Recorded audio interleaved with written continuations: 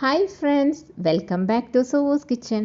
നമ്മളിന്ന് ചെയ്യുന്നത് വളരെ ഹെൽത്തിയും അതുപോലെ തന്നെ സോഫ്റ്റുമായിട്ടുള്ള ഒരു റാഗി ഇഡ്ഡലിയുടെ റെസിപ്പിയാണ് കേട്ടോ. അപ്പോൾ ഈ ഒരു സോഫ്റ്റ് ആൻഡ് ഹെൽത്തി ഇഡ്ഡലിയുടെ റെസിപ്പിയിലേക്ക് കടക്കുന്നതിന് മുന്നായിട്ട് നിങ്ങൾക്ക് എൻ്റെ വീഡിയോ ഇഷ്ടപ്പെടുകയാണെങ്കിൽ ഒന്ന് ലൈക്ക് ചെയ്യാനും അതുപോലെ തന്നെ സബ്സ്ക്രൈബ് ചെയ്യാനും മറക്കരുത് കേട്ടോ. അപ്പം നമുക്ക് എങ്ങനെയാണ് ഈ റെസിപ്പി ചെയ്യുന്നതെന്ന് നോക്കാം. റാഗി ഇഡ്ഡലി ഉണ്ടാക്കുന്നതിന് വേണ്ടി 1.5 കപ്പ് മുഴുവൻ റാഗിയാണ് എടുത്തിട്ടുള്ളത്. അപ്പോൾ 1.5 കപ്പ് ഈ പാത്രത്തിലേക്ക് ഇട്ട് കൊടുക്കാം. ഇതിനോടൊപ്പം 1 കപ്പ് പച്ചരി, നമ്മൾ ദോശയ്ക്കൊക്കെ എടുക്കുന്ന പച്ചരിയില്ല, നോർമൽ പച്ചരി 1 കപ്പും പിന്നെ 1/4 കപ്പ് ഉഴുന്നും കൂടെ ചേർത്ത് കൊടുക്കാം. ശേഷം ഇതിനോടൊപ്പം 1/4 ടീസ്പൂൺ ഉലുവ കൂടെ ചേർത്ത് നമ്മളിപ്പോൾ എല്ലാ ഇൻഗ്രീഡിയൻസും ഒരുമിച്ച് തന്നെ ഇട്ടിട്ട് നന്നായിട്ട് വാഷ് ചെയ്തെടുക്കാൻ പോവുകയാണ്. വാഷ് ചെയ്തെടുത്തിട്ട് ഒരു 6-7 മണിക്കൂർ നമുക്ക് സോക്ക് ചെയ്ത് വെക്കണം.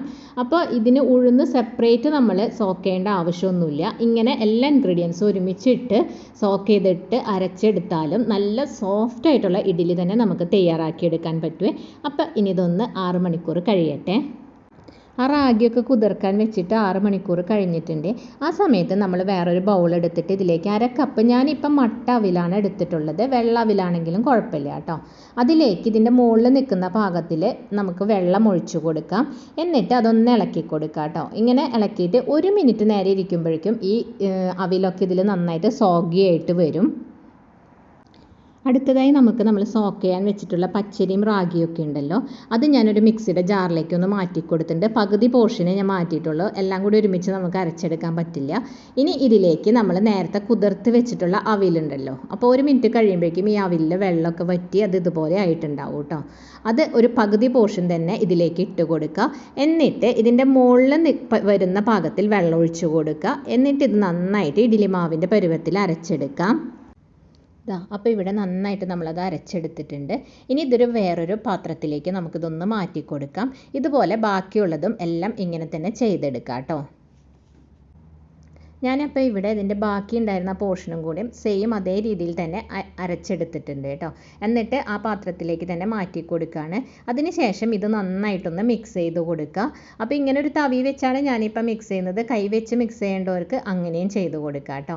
ഇതിപ്പം ഞാൻ രാത്രിയാണ് അരച്ച് വെക്കുന്നത്. ഇനി കാലത്തായിട്ടാണ് ബ്രേക്ക്ഫാസ്റ്റിന് വേണ്ടിയിട്ടാണ് ഇത് റെഡിയാക്കുന്നത് കേട്ടോ. അപ്പോൾ ഇനി നമുക്കിതൊന്ന് അടച്ച് വെക്കാം. കാലത്താകുമ്പോഴേക്കും ഇത് നന്നായിട്ട് തന്നെ പൊന്തി വരും, പെട്ടെന്ന് തന്നെ ഇത് പൊന്തി വരും കേട്ടോ, നല്ല സോഫ്റ്റായിട്ട് പൊന്തി വരുവേ. അപ്പം ഇനി നമുക്ക് മോർണിംഗിൽ നോക്കാം.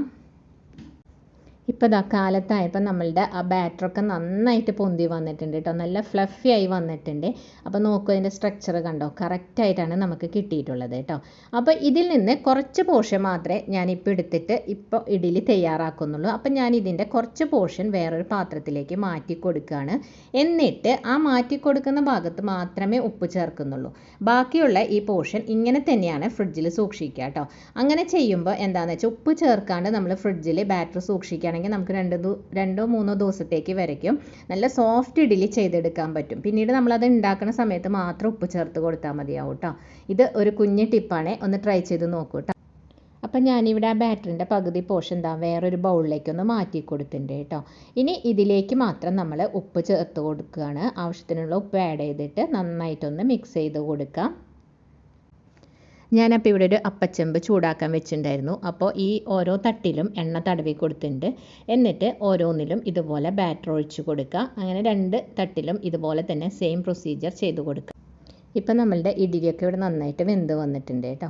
അപ്പോൾ നമുക്കിത് ഈ പാത്രത്തിൽ നിന്നൊന്ന് മാറ്റാം. ഞാനിപ്പോൾ തീ ഓഫ് ചെയ്ത് കൊടുക്കുകയാണ്. എന്നിട്ടൊന്ന് തണുത്തതിന് ശേഷം ഇതിൽ നിന്ന് റിമൂവ് ചെയ്തെടുക്കാം. ഇപ്പം നമ്മളുടെ ഇഡ്ഡലിയൊക്കെ ഒന്ന് തണുത്ത് വന്നിട്ടുണ്ട്. അപ്പം ഞാനിതൊന്ന് ഈ തട്ടിൽ നിന്നൊന്ന് മാറ്റി കൊടുക്കുകയാണ് കേട്ടോ. അപ്പോൾ നോക്കി, ഇഡ്ഡലി തട്ടിൽ അങ്ങനെ ഒട്ടിപ്പിടിച്ചിട്ടൊന്നുമില്ല, നമുക്ക് കറക്റ്റായിട്ട് നല്ല സോഫ്റ്റ് ആയിട്ടുള്ള ഇഡ്ഡലി തന്നെയാണ് നമുക്ക് കിട്ടിയിട്ടുള്ളത്. ഇനി ഇതിൻ്റെ കൂടെ ഞാനിപ്പോൾ ഒരു തേങ്ങ ചമ്മന്തിയാണ് ഉണ്ടാക്കിയിട്ടുള്ളത്.